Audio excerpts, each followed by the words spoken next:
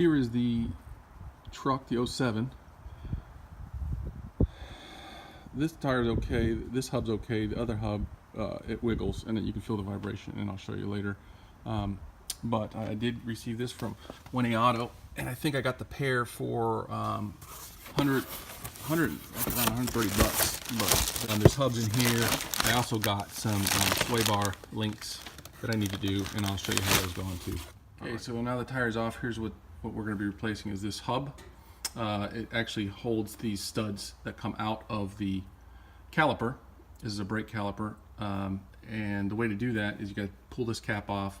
There's a little bolt underneath there that takes, I think it's 20-pound torque. I have all the torque specs. I'll show you. So that'll all this is going to come off, and I'll show you later what we're replacing here. But while I'm here, I also bought some sway bar bushings. Here's the sway bar right here.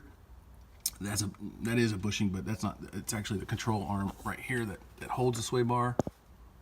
You can see the bushing's gone. This actually is a short one. This is for a 4x2.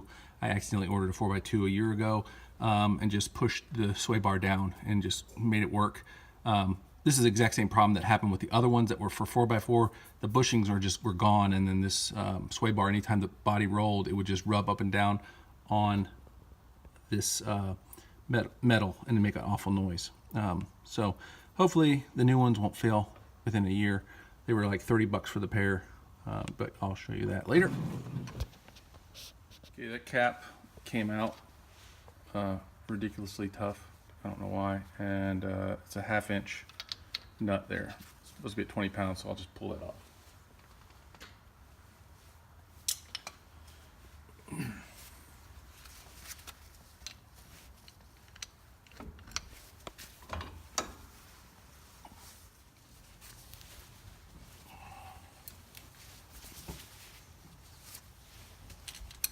There we go. Now I'm going to take the brake caliper off and everything else so that this slides off. We should be able to get to the back more later. Okay. So I found, once I pulled this out, because I was worried, I thought I was going to have to clip this, but it comes with another one. I was able to fall up, and it actually, there's a little piece that's holding the switch. You can see it, that one I showed you from inside the cabin. So I can reach it from here and I can feel a little clip, and I'm just going to try and take it off with my hand right now. There, got it. Okay, so there's this little clip, where is it? Right here, and you just push down on it. I can feel it with my finger. I can't really show you that well. This little clip, and it just literally just pushes down. See if I can show you. Just see it ever so slightly pushes down, and then it just popped out. So there you go. That's completely done. Okay, so 2 bolts are holding the caliper on. I'm using, for some reason, 18mm is the socket that seemed to fit the best. I don't know if that's the actual, it didn't strip, but they were they're very tight. And you can see that once I get this loose, the whole caliper will come off and we'll get to the part we need. But it's being a pain. I used a breaker bar. It felt like it was on there really tight. I had to put all my weight on it. It's still not wanting to come out. There we go. So I think Loctite was on these, and I'll put Loctite on when I put them back on. But this isn't even the part that I need to get to. This is just to get to the actual inner hub that I'm going to be replacing.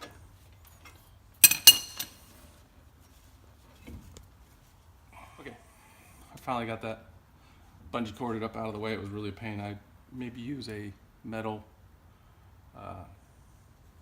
hanger. Would be better to unbend a metal hanger and hook it up. I've got it just connected to these spring here just to keep it up out of the way. But now this is free. You just take that off, and this right here, this is the part we're replacing.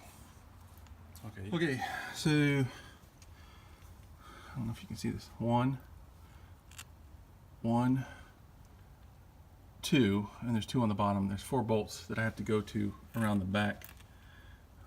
Actually, I can feel them right now. They're back here. There's 4 bolts that you have to remove to get this off. We've already removed this, so it should be, once I get those off, I should go off, and then we'll clean the surfaces up and put the new part on. So come in close.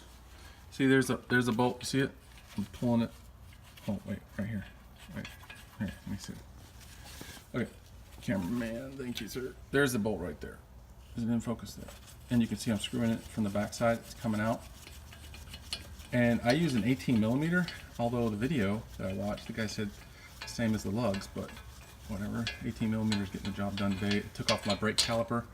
And there's the bolt right there. I'm just putting the bolt, put up 3 out.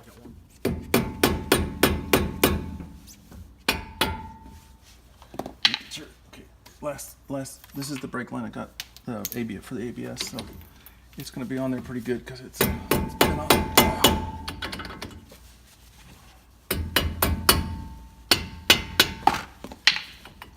There it is. It's coming loose. There it is. Boom. Ew. Ew. All right, let me give you a good. Okay, so that's the part we're replacing. Let me give you a good look inside. Ew. So I would definitely say water has gotten in here before. I mean, that is just broken down. I'm gonna eventually. My 4x4 is not working. It's probably, see that? See how that pushes in? That's how the 4x4 engages and disengages. It uses a vacuum.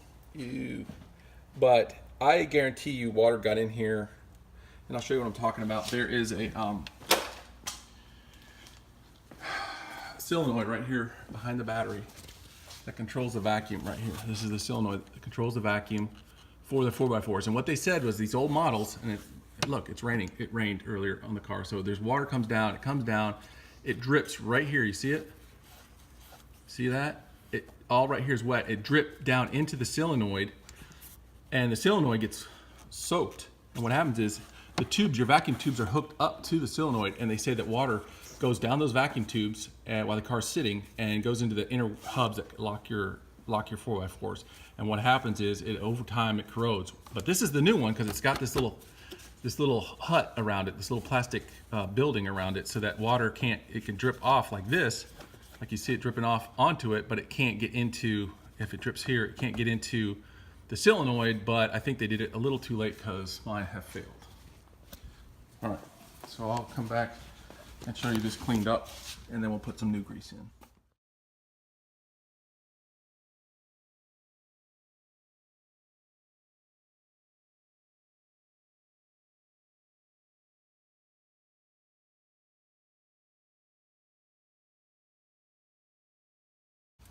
So that's about as good as I'm gonna get it. I don't have the professional sanding equipment or whatever, but that's pretty, I mean, it's down to the metal again. Okay, I got some high temp grease that I'm putting in here.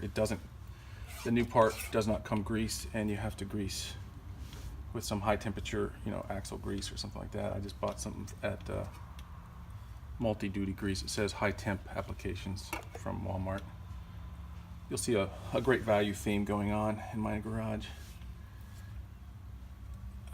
Tends to be what I buy. So I'm going to throw a bunch of this lube in here, and on the new part, it's delicious. It does. It looks like a jelly donut. What do you call it? Strawberry? Cherry. Cherry. And then here's the new part right here. I'm going to throw some in there.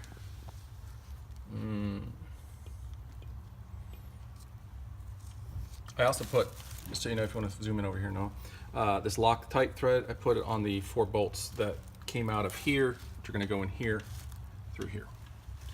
So highly recommend Loctite.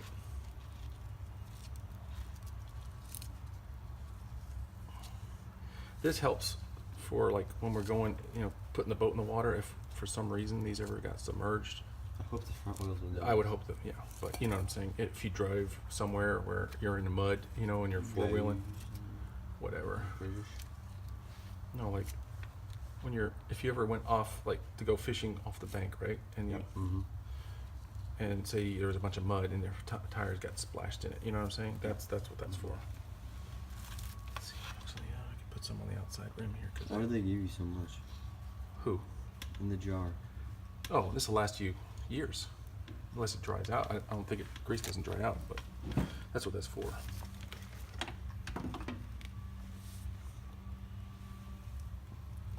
Okay. Try and clean up a little bit here. Sorry for the lighting, not very good, but it is what it is. Okay, so now the ABS sensor was on this side. Let me show them. Right here is where the ABS sensor goes in, and then it goes up and it starts going through all that back up to there. So the ABS sensor's got to go on the same side that you took it off from. And here's your ABS sensor it comes with. There we go. And then this just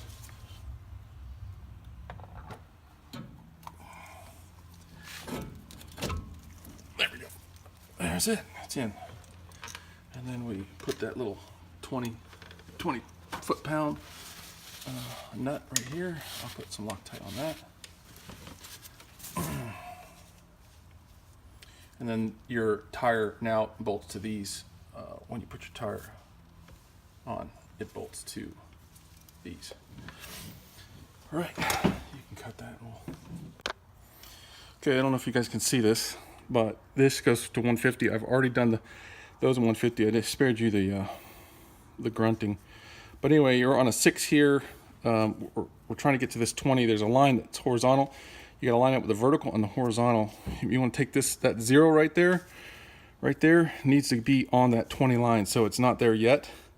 But say if you were doing something like 10 pounds, that would be 11 pounds, 12, 13, 14. You get the point. And you go all the way up. Right, okay, we're right on the 20. You see that? The 0 is right on the 20. I don't know if that's coming in. Then you tighten this up, this nut, so that it doesn't slip. And now, bigger screwdriver. There we go. All right.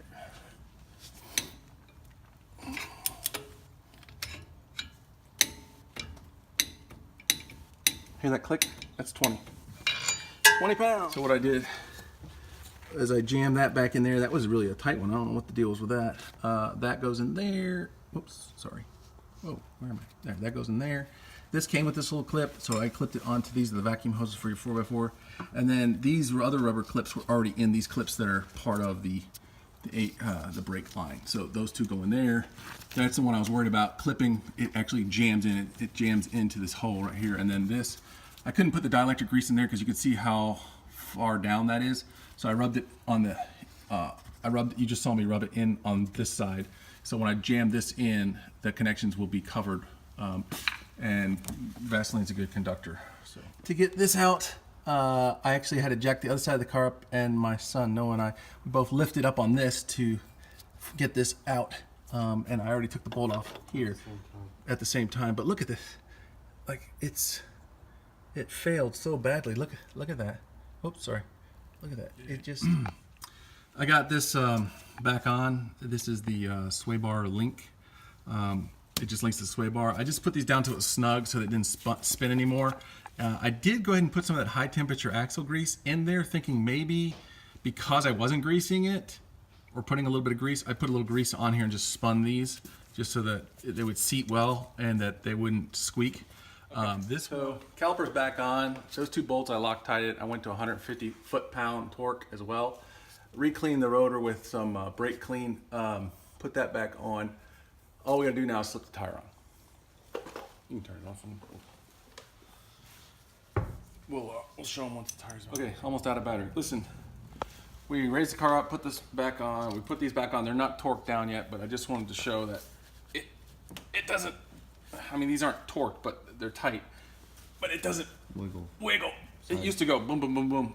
So that's done. We'll lower it down, torque it up. Job's done. That's it. Tell them thank you.